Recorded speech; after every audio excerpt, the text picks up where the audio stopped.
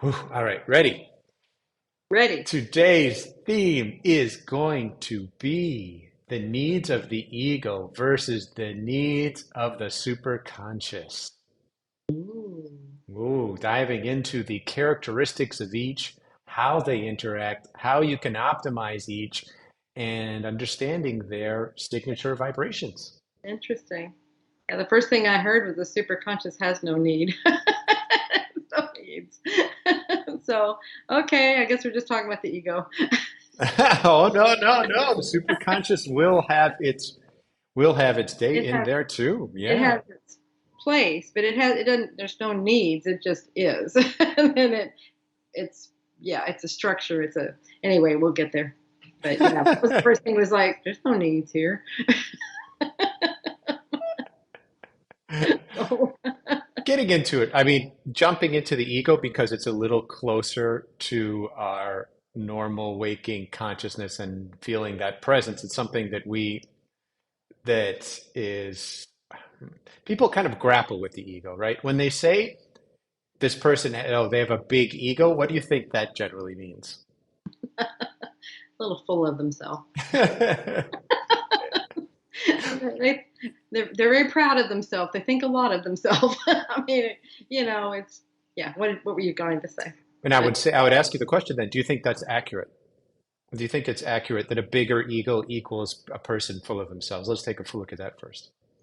Well, I mean, there's always a lot of things that go into there, but I mean, the people that we usually say that about, or that we might think that about, are or I feel like they are. They think a lot of themselves, and so they put themselves. Or it could be that's a mask, and they are very insecure, and so they just do that to make it look like they think a lot of themselves, and to feel more comfortable in the situation or whatever, because they feel so uncomfortable in the situation.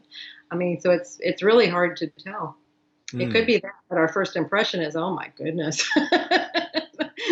You really think a lot of yourself. And that's trying to come from a non-judgmental place, and because that's usually it's countered them with, how about just leave it be? And so, I mean, that's something I'm working on, is to not make those judgments, because like there, see, we don't know, we never know the whole picture, what that person is going on in their life and what's actually happening, and we just know from our perspective this is what it looks like, but rarely is what we see what it really is, Hmm. so yeah, it's So, what they want to show you, I guess. so we see, okay, we've seen the characterization of the big ego person full of themselves.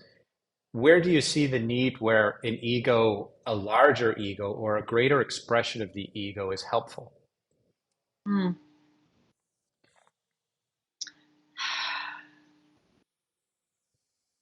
That's an interesting question, because at first thing you might, oh well, when you're out and when you're doing things and you're public and things like that, but I have seen so many times that that is not necessary. You can be out in public and be, have a big presence without a big ego. So I don't know. It's probably, I think we maybe equate ego, or the need for ego, with confidence, or with things that take this move or whatever. And it's like, I think that's a misnomer to say ego is confidence. It's Yes. mhm. So here Ego. we're like, yeah, this needs this, and it's like, no, it doesn't. And to now to look at it from a little bit of different angle, could you imagine in your mind like a time when maybe you had an encounter with another person and you had a feeling of, wow, that person has such a small ego, whereas like it's a remarkable, they seem remarkably different. And what instance might that have been? Oh, that's yeah. Usually my feeling, what comes across when somebody has, it's I'm humbled. Is they're a very humble person. That's what comes across. Is that's the feeling. It's like they're not boisterous. They're not pushing themselves on you. That's where I feel like ego a lot of times is they kind of push themselves. Again, if we could see it from the other perspective, it's probably they feel so insecure. They feel like they have to do that to be seen, maybe, or to be heard or whatever. But someone that is confident with very little ego, they're very humble is what comes across to me. It's just really, it's a very comfortable feeling. And it's always like this awe, it's like, wow, they do it, they exude confidence, but they're not having to slam it at you and push you with it or anything like that. It's just, you can just feel it. They know who they are, and they just be, there's that being and allowing. And I feel like it's somebody with everything. The ego is in check with the other. It's like they're all working in cooperation, and that's someone who really knows who they are. So I Hmm. think there you go. That's a big distinction. When the ego's loud, it goes back to the first thing I said. It's probably, if we could see it from the other side, it's they are not comfortable with themselves, and so they're having to. This is something that they're doing to offset, you Hmm. know, a little bit to what they think it should be, what it, things like that. I'm not comfortable in this situation, so I've got to push myself and be out there and be loud or be whatever, boisterous, be something, rather than be themselves. Yeah. Yeah. Okay. So next question is, You really put me on the spot here. yeah, yeah. I mean, we're just. I think it's interesting to explore the ego from different places we haven't before. And this, so in examining the ego, and would you say that thin skin is something would be a parallelism between the ego or sensitive, like people with the big ego are very sensitive. Ooh. Yeah. I don't know if that's equated with ego or just security, just feeling of, see, I think we may be putting some things together that aren't necessarily, but maybe it is. Ego is always protecting. It's always doing its thing to, help us be where we are in the world and know where we are. Our feeling of security, feeling of confidence is a different thing, but it works with the ego. So, and then you're talking about, okay, what was the other part there? It was the ego and what was the second? Because it's those two. Because it's like we want to put them together, and to me, they're not together. Yeah. I mean, being hypersensitive to any criticism, or generally, you can kind of see people with a bit larger egos. If there's the slightest bit of criticism towards them, it's Yeah. not going to go well. Yeah. So I think we're back to an insecurity. Because when you're secure within your own skin, it doesn't matter what others say. You know who you are. It doesn't matter. And it's like that's their opinion. You put it back where it is. That's their opinion. That's a reflection of them. It's nothing to do with you. It's like, don't take it on personally. This is not you. And so if it is affecting you, then that's where it's like, okay, well, let's look inside me and let's see what's going on with me that I need to look at. Why am I reflecting that? So that's a whole other thing. That's where you're introspective and your own self perspective there. But yeah, I think that's going back to insecurity and lack of confidence. Have you, with all the experience that you've had in hearing about different sessions, are there any particular conversations with egos that resonate with you or that stood out? Um, yeah, there's one because it was done in that way. Suzanne Spooner did one where she actually interviewed the ego. Really cool, and got its perspective, and that was really neat because otherwise we were always looking at it as, okay, yeah, you have a function, but we wish you weren't here. We'd like you to get you out of the way so we can actually talk to the important part, things like that. And it really was cool to let it have its say and see what it had to say. And it's like it really is something to allow, let's get the cooperation, because it has a very integral part in all of it. And so if we can work with it, then there you get that confidence, that quiet confidence, because it's like I got this. I know I got this because I'm in cooperation with all these other parts here. I'm not having to fight for whatever, for to be seen, for attention, for whatever. It's I know who I am, and I'm cool with that. But so Yeah. we get back to the skin again. You're comfortable in your own skin, so it's interesting. I had never thought of it that way, but it's like, yeah, we have that saying, thin skinned, or if you're thick skinned, you can take things, stuff like that. But it's like, how about let's just get comfortable in our skin? Just, understand who we are and work with that, and this, and not nothing against anybody. Okay, if you're sensitive, that's fine, but let's look at what you're sensitive at. What's causing a reaction? Because that is really important. That's where you are trying to help yourself work on something. If something's really getting at you place these things outside of yourselves to reflect back at you what it is you're working on. So let's look at that then. Okay, this is really they shouldn't be saying these things. That's not right. Da da da. Because it makes me feel this way. Well, why are you feeling that way? Why? What is about this that you need to work on? See, it's always showing something in yourself that you need to work on. So that's where we're taking self responsibility rather than getting everybody fixed and around us, and they need to not talk that way to me, and they shouldn't say those words to me because it makes me upset. I know I'm hitting some buttons here, and I apologize. I am, but that's what it's all about. It's like we are doing this. We are creating these situations so we can see what we want to work on within ourselves. It's not everybody else's fault. It's us doing this for us for growth. What is it we're working on? Why does that make you upset? That's something that you want, that's you're reflecting to yourself. Now, here's the thing about reflections. What I have found is the reflection that we place out here is an extreme to what we actually have inside that we want to work on. We want to do it so loud that it definitely gets our attention. It won't skate by. It will, and that's why you have that reaction. That makes me feel so, that kind of thing, because it's like it got your attention. Now, okay, why? Why does that bother me? What is going on? What am I doing myself? Do I have a trait like that in me that I want to acknowledge and I want to work with? And what I've always found is, yes, I do have a trait, but it's a much lesser degree than what I'm displaying to myself from the outside. But that is why it gets you under your skin and it makes it so, it's because it's something you want to work on. It's great. We got questions popping through. Okay. Uh, Joshua Nasir says, well, okay, well, what is the ego and is it good or bad? Yeah, the ego is essential. I mean, it's an essential part of us. It's our protector. That's what it does. That's its job.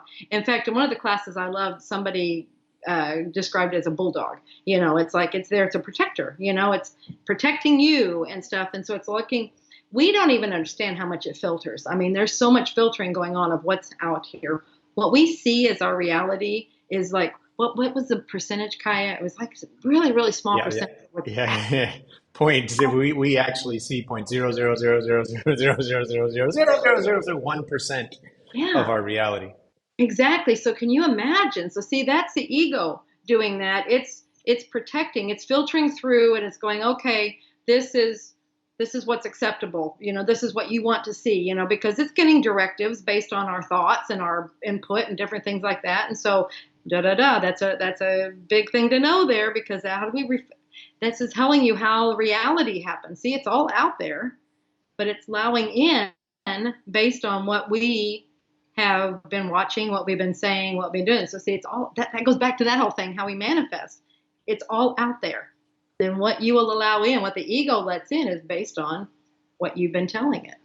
Yes. So see, it's a protector. It's always working on. That's where sometimes it gets defensive. It does these things because it's protecting you. That's its job.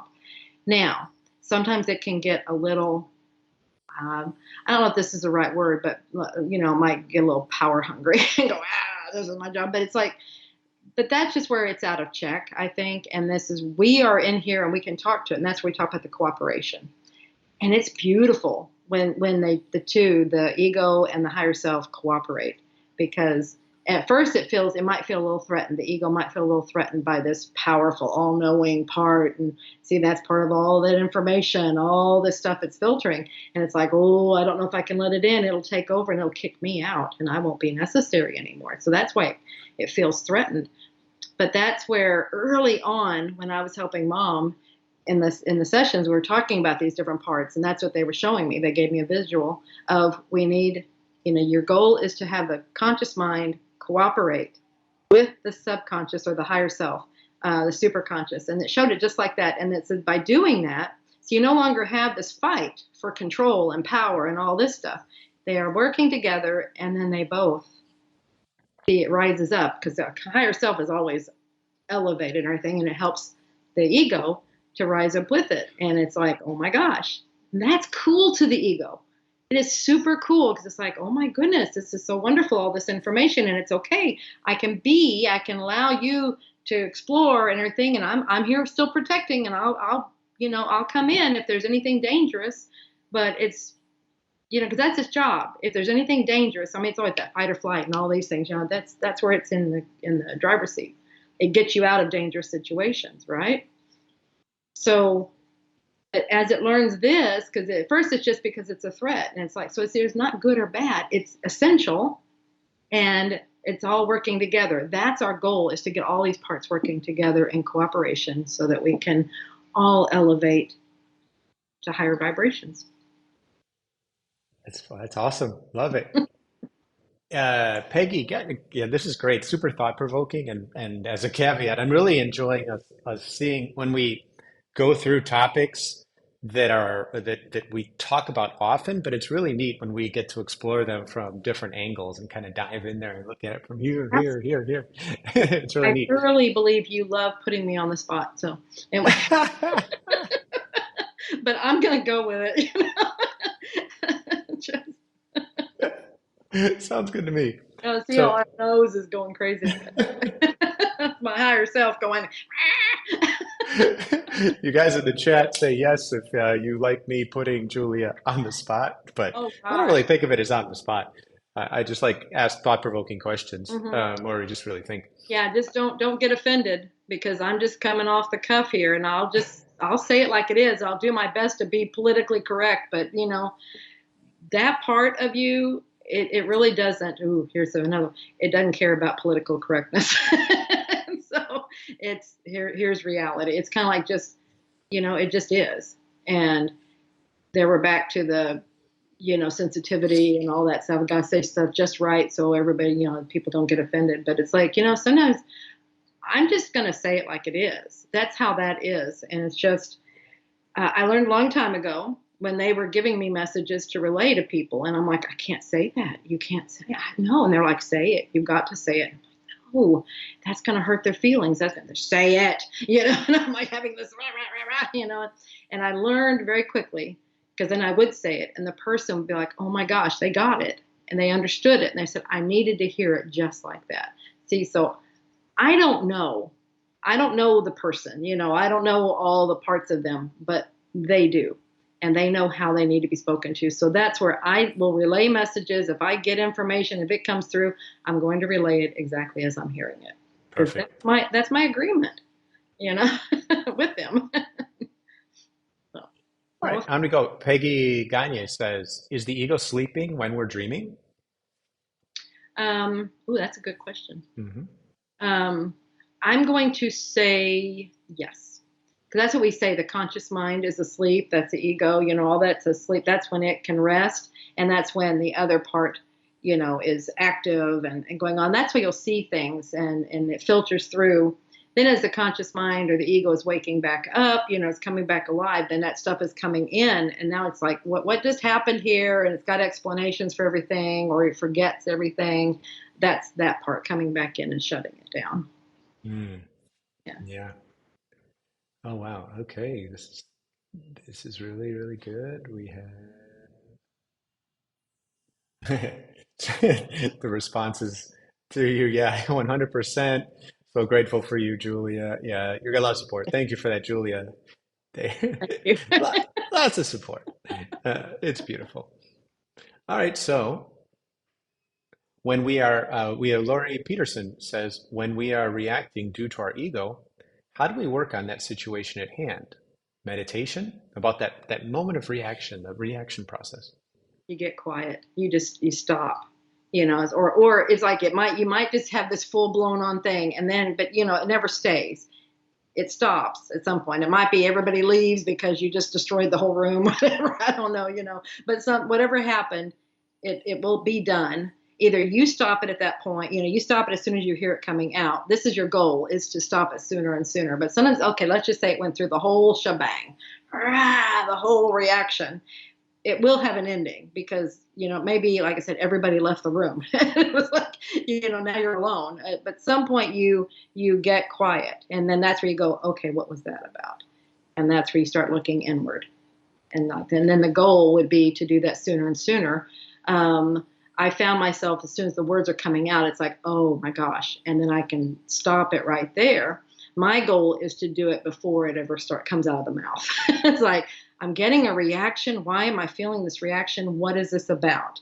So that I'm, this other stuff isn't happening. But definitely that's your big indicator. If you've got stuff, if it's vocalizations or wild reactions, that's your indicator. Hey, this is a trigger for you. There's something going on, get your attention. That's why it's happening, to get your attention so you will stop and look in.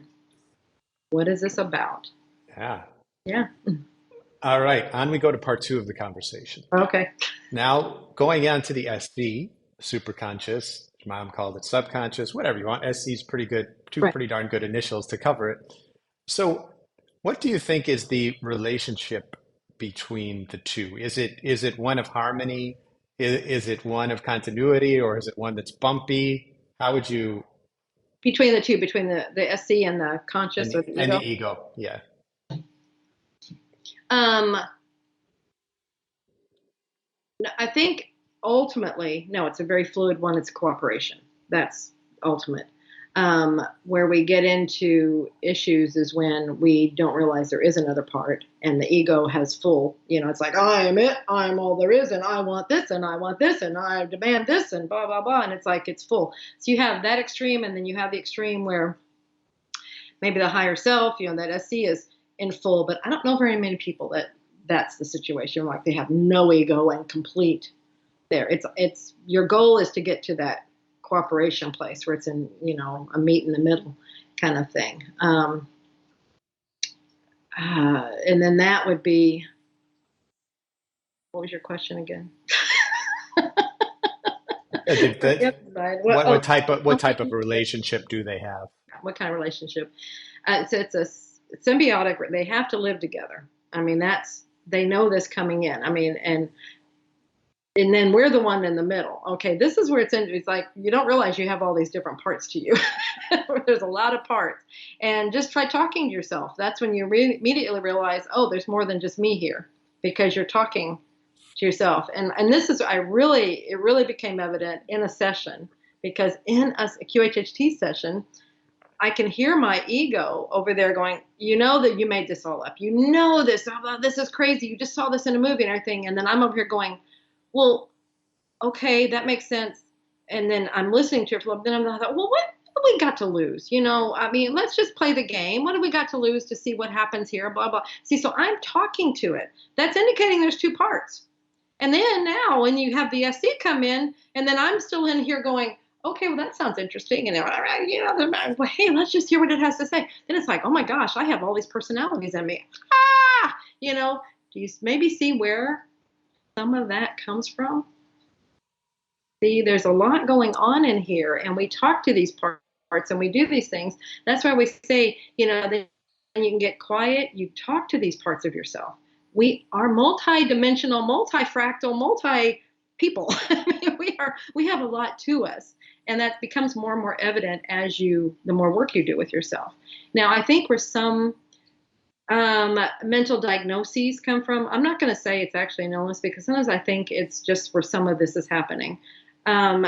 It's the veil is so thin, that veil that we have, forgetfulness that we have, it's so thin that these parts aren't coming in gradually. The knowledge of these parts, they've always been there. Everybody has them, but the acknowledgement of them and the functioning consciously with them has not come in gradually, so that we could get to work with them and understand how to work with them. Like I said, your introduction is simple. And like, I was starting to have sessions, and I was like, oh my gosh, there's different parts of me. I'm talking to this part, I'm talking to this part. That takes a little bit to kind of grasp. Someone with a diagnosis may not have that veil, and it's just boom, all there. And it's like, or it happens suddenly, and it's like, oh my gosh, what is going on? I think I'm going crazy because all these parts and blah, blah, blah. It's that's what I firmly believe that's what a lot of it is. Mm. And then it goes down a different road, but that's a whole other story. So as far as their relationship, yeah, it's all here to work together, like I said, and the goal is for them to cooperate. That's what they told me. So that's the goal. It may not always be that way, but that's where we're doing our own self work it's not to bash the conscious or the ego and to get it out of the way and completely get it gone. It's not that at all. It has a very vital purpose. And then that higher self has a very vital purpose that we didn't even know about until more recently. We didn't know it was there doing all this stuff. It was just kind of hanging out behind the scenes and watching over and guiding without our really, having any conscious part of it. And that's where now we're consciously aware of these parts. It's like, oh my gosh, we can see them coming together and working together. So that's where we come in. Your own personality comes in is like, oh, this is really cool. Let's just allow it. That's your goal, is to allow these things to happen. And then when something gets reacted, what's that about? What are you trying to tell me? What do I need to know? What am I trying to show myself? So it's That's a lot of great. introspection, a lot of acknowledgement of yourself. We have a question from Beth Havens. She says, you say the ego and the SC have to work together. I know what the ego does and what its usefulness is, but what is the ego? Is it spirit? Is it a program? Or is it something else? These guys are fire with these Really, questions I love today. that. Yeah, that's a really good question. When we look at this simulated, if we were to look at all that kind of stuff, it could be like a program, I guess. It's an operating system that this is going by, and it's over here. I mean, would that make sense? It's like, what's an operating system on a computer? It's what's telling it how to Yeah, work through things, yeah, right? That makes sense. absolutely. Absolutely. I'm It, not going to say I don't know definitive, but that makes sense. That resonates. yes. And we Yeah, are biological computers, essentially. So it is. And it's a fast, it can really get, we can really go down the rabbit hole we in can. thinking about the different layers of operating systems that we Yeah. do have and the different dimensions and the different levels of thought and the different places that we can go with our energy. And our physical existence is just one layer of our multi layer identity. So then what is the ego within that layer? And it would make a lot of sense as if it was a sort of programming that it was sort of like a filtering, almost like a softening tool that you put in your computer and it automatically softens the picture, Yeah. right? Software. I mean, it makes sense. Hmm. I mean, we have to look at ourselves differently again. And and I hope it doesn't disturb you or bother you to think that, oh my gosh, we are computers or we are machines, because these are our bodies are biological machines, and the ego is part of the body. It's part of that functioning. So that makes sense that it's a piece of software or programming with that. We are souls that are living in these bodies, that are occupying them, and we are working with this. And then our soul comes with this higher self, this SC. See, so that's that part. And we reside in this body, and then we are working together with that body. That's what I'm saying. It's a symbiotic relationship for all these parts to work together. We are in this body figuring out how to live in the body. Then we have this ego that's the operating system of this body. Ooh, it's cool how it's coming. The Hmm. operating system of the body, and then we have our higher self that is the whatever you want to call it. It's the what's operating mechanism of where we're going and things like that within this life. The two work together. Ah! So maybe how we work on a computer, we utilize the computer to do what we want to do.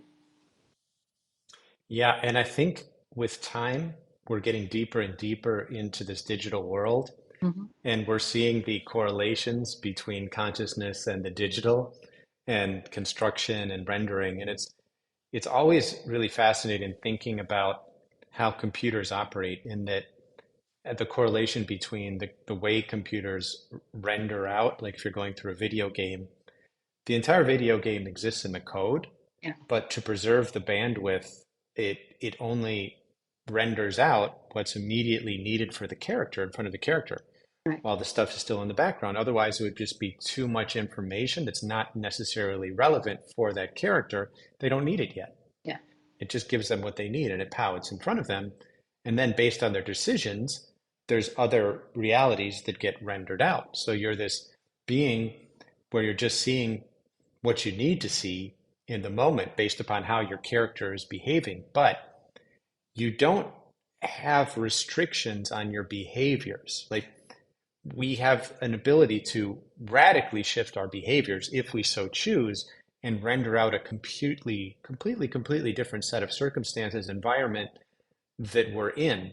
And even though it's like, it would seem really difficult to believe that I could now in this moment go from being here talking to you to being underwater and holding my breath and swimming with a dolphin, right? That's such a stretch. I'm here right now.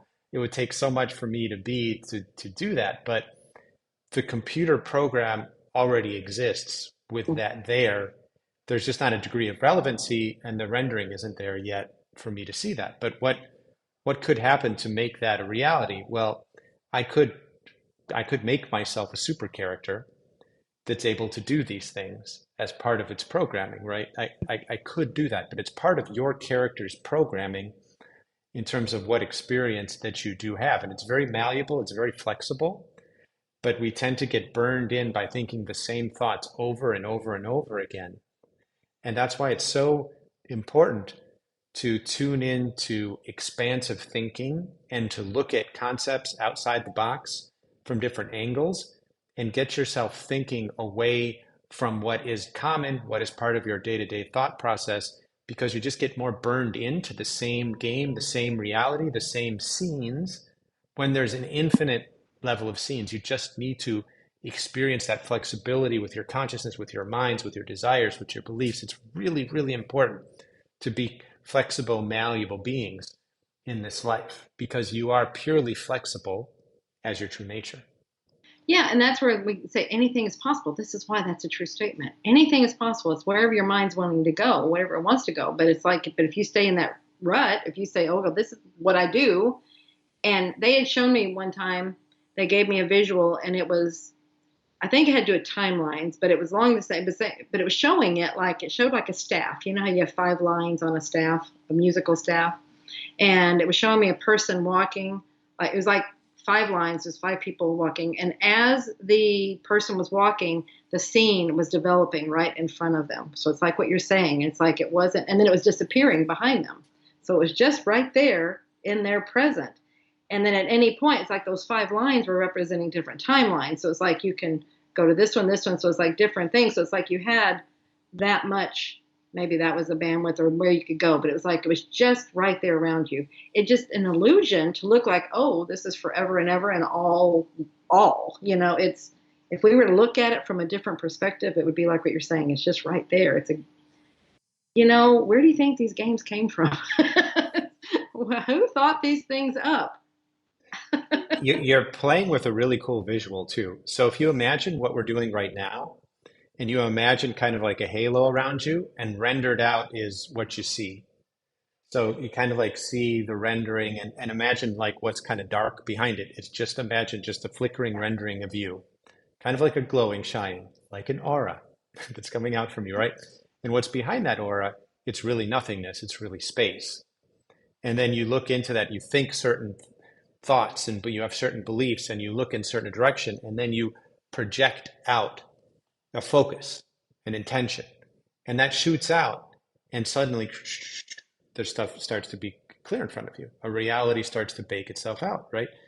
And you could change your mind and you could shift and you could bake out another reality, but usually what happens is it's more like a bang bang. It's like a thinking blurs it out, emotions come in, emotions bring it out even more, deeper and deeper. Thought comes out, emotions come out, and bam, that rendering is like built out so strongly and it's deeper.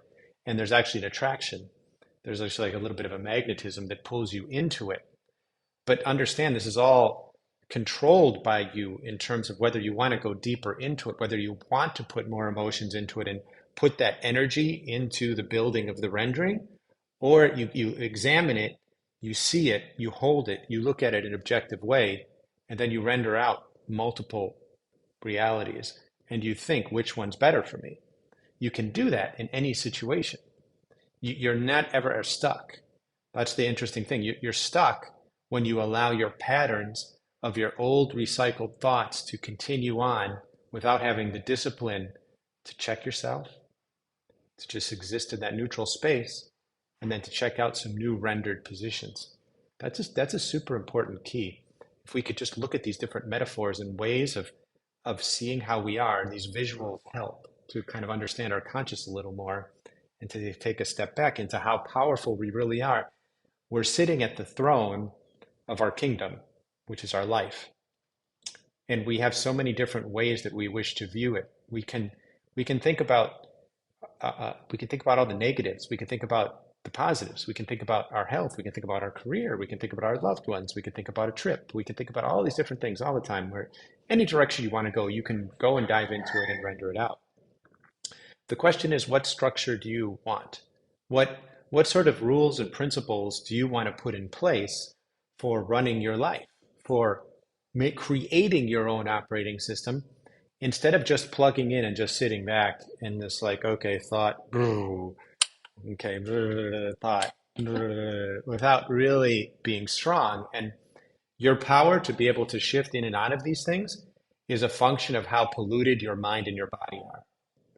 There's a tremendous amount of pollution that is going on in the world right now, and we've just sort of accepted it. There's polluted water, there's polluted food, there's polluted air, there's polluted music, there's polluted news and messaging, there's polluted conversations you have with everyone. And if I say that word actually resonates accurately to what it actually does to your core, because you're putting in things that are toxic and then you have to try and process them out, and it doesn't allow you to be as pure an energetic being because you're dealing with some of those toxins that you're bringing in. So you become a more powerful creator and you render out with more effectively efficiency, and you're able to see more realities and deeper, truly become a multidimensional being. When you first get your house in order and you look back into yourself and you just say, like, what am I taking in? What am I consuming? And how can I stop consuming things? You don't need to listen to Kai about what these things are that are pollutants. You already know. You know what is polluting you. Your body is telling you, your mind is telling you, you're getting Exactly. Listen signals. to yourself. Your body is telling you. It will tell you. Just listen. Super powerful. Hmm. This is great stuff to think about and to revisit and to really make an intention of putting a system in place to where you're cleaning out your energy and you're making sure that you're consuming that which is nourishing for you and making the changes in your life to live a nourishing lifestyle. That is what you deserve. It's your divine right. Now, what you accept is a totally different story. We can many times, it's very common to accept much less than we deserve for one reason or another. But there needs to come a place in your life where you say, it's enough. I'm changing. I'm changing. I'm correcting the pollutants in my life. I'm sailing this ship in a new direction. And I'm the captain of it, no matter what. I am the captain of this ship. You're your own autonomous being. Nobody has control over you. There's nobody. At the end of the day, you are in control of the ship. Time to get the wind at the back, get those sails up, and start going. Start moving forward. It's powerful.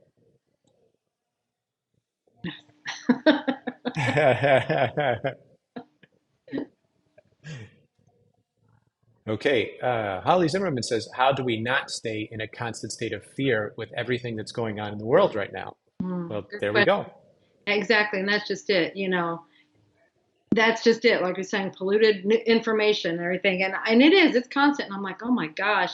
Um, the way people are choosing to message things right now is just amazing. It's like, well, you know, the crisis that's here, it's coming, and all this is happening, and Armageddon. I just saw one this morning. As Armageddon is approaching, we need to do this. It was like, not in my world. You know, I mean, that's they say this, it's fact. And the thing what they don't realize is when they do that and people buy into it, they're creating it themselves. See, that's that. But if you have the option to believe it or not believe it, and in my world, that's not happening. It's not happening. Some people might say, well, you're crazy because look, all the signs, all the stuff is out here that it's happening. It doesn't have to happen in my world. That is not my reality. And that's where you're doing a lot of talking to yourself. Remember, this is all happening. You know, this is what you're filtering. You're making your world all the time. And it's created by your thoughts, your words, your beliefs. If you believe all that stuff, then you will create it for you. But you can just negate it and go, nope, you choose not to look at it, not to buy into it, none of that. And then what will happen, and this is really cool because it's like an experiment. I'm watching this experiment. And it's like you have all, and I've seen it many times before. So this is where I think, yeah, I'm a little older, and this is where you can come to appreciate the older people in your life because they have life experience. They have seen these things happen over and over again. These are cycles. These things have happened. Armageddon has come many times. We're still here. The crises, oh my gosh, all these things. And I look back at like they'll give examples of these specific things that have happened that were the end of the world type things. And I'm like, I went through that. I didn't notice anything. Where with the world I was in, and this may have been 20, 30, 40 years ago. I don't know, but just off the top of my head, but it was like, I didn't have a problem. It wasn't the end for me. It wasn't a crisis situation for me. So I was like, what was I doing? Well, I wasn't in the middle of all that information. See, I wasn't letting it bombard my thoughts. I was doing my own thing. Do your own thing. Yeah, right now it's like, okay, we have to keep all this out. That's in a way that's even attracting it. By acknowledging it at all, you're still attracting it. It's like just negate it. It's not my world. And then it's done. You don't buy into it, don't entertain it if you don't want it. If you want it in your life, because I'm not saying, oh, it's bad, don't have it. It's there for the taking. It's entertaining. Some people love to be entertained with that. They love that drama. They love it. I'm not saying don't do it if you love it. You know, that's your choice. And I will think no less of you for making that choice. We all have choices of how we want our world to look. Look at it as a little bubble. We each have a little bubble around us, you know, our sphere. I don't know how big it is, but this is our world. It's the world that you have created. You get to choose what comes into that bubble, what you have in your life. You do not have to listen to those things. You do not have to hear them. You do not have to see them. You don't have to, I mean, you say, I had the thing, I've said this before, I would say, not in my world, not in my world. And it was so funny then, and this was something that was going on a few years ago that was really, everybody was up in storm about, and it was on all the news channels, on everything. Well, see, I don't watch the news, so I wasn't getting it. I don't watch any news anywhere. And when I go out to a restaurant, they had a TV on, or in the airport even. Usually it's newscasts, right? It was cartoons. I'm like, that is so funny. It's like I wasn't allowed. So he was like, that was that filtering process in my world. It's not in my world. And so literally it was creating, my world doesn't have that information in it. So, and like the experiment part is watching how people, it's like I'm doing it from a different perspective now, because that was where I saw myself. Now I'm kind of looking at a different perspective of if you have different people with different belief systems, different things that they're watching, different things that they're listening to, different things that they're doing and ways that they're working their world, what does their world look like? And if we can look at it objectively, it's like, why does your world look that way? Why does your world look that way? Because you'll see people with wildly different worlds. You will not see, you know, all of this stuff goes on everywhere, but you will see people in very content, very safe feelings. They have no qualms about anything. And then just like, okay, what does your world look like? What are you doing in there that makes it look that way? Why are you not affected by all this stuff? Just because it's out there doesn't mean it has to affect you. It will only do it if you bring it into your world and you choose to be affected by it. And I Yes. know that can be a little bit, it's like, but it's everywhere, it's everywhere. But when you say that, I just want you to know that self-fulfilling, everything you say, everything you think, you're creating. When you say it's everywhere, so you create more of that. When you say, not in my world, it's not in your world. It won't be there anymore. I promise you, it will stop. It'll just be gone. And it'll be like, oh my gosh, isn't that cool how calm it is now? So and then you watch other people like, it's like, no, have fun with this. It's not, this is a life that we have chosen to come into. Remember, these are machines that we chose to come into, these bodies to have experiences. We're experiencing all these things. And that's, we're at this place now where we're conscious of this. We've been in oblivion up until not too long ago. We were just going through the motions, and ego was the only one that we knew about. We didn't know about this other perspectives, and we have a part in here, and we can now look at it more objectively. And it's like, oh my gosh, I'm a creator here. We can do these things. That's huge. So I want you to have fun with it. We all say we're so serious, and this is a big message when we have QHHT sessions. This is a huge message, a very frequent message that the SCs will come through. You're taking things way too seriously. You need to have fun. You came here to experience and to have fun. Remember the joy, remember the fun, dance, whatever, And that's what I want you to do. It's like we get all trodden down with all this news and everything. It's not real, guys. It looks real. I guarantee it looks really real, but that's the game. That is the game of it. It's like your thoughts are just as real. So how about you shift it? Or you just don't believe it. People are going to say you're crazy. That's okay. People say I'm oblivious. I don't have a problem with that. I don't have that thin skin anymore. So I'm like, I'm just going to be who I am. I'm watching my life unfold, and I'm seeing how things play out, and it's really interesting. And when stuff is going one way, then I look at it. See, that's where you look inside. Okay, what am I doing? What's in me that I'm wanting to see here? See, so always look back at yourself. But we are the creators, and that's just stuff. It's part of the, I know I'm all over the place, but it's like they're showing me all these things. It's like that's part of that smorgasbord that we have offered to us at all times. And it's up to you, each one of us, to choose which pieces that we want, which food we want, what is it we want to take in. We don't have to take the whole smorgasbord in. We don't have to. It's all out there, though. Yes. So, anyway, blah, blah, blah. Hey. And on that note, Julia, what do we have coming up? We have the QHHT retreat in Ibiza, Spain, October 4th to 9th.